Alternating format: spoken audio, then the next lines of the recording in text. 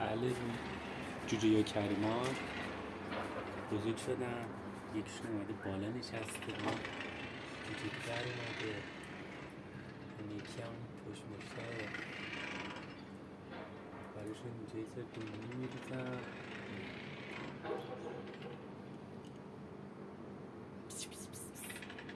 چون شاق شده امروز صبح رفتم بالا دیدم و میخواد بپره در بره دیگه به زور نگرش داشتم. تو الان در میره میره یه جا میفته میمیره، بعد مامانش به گرده ما میگیره.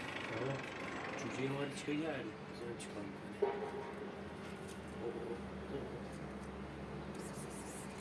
باید بره تو. آفرین بچه. یه دونه هم که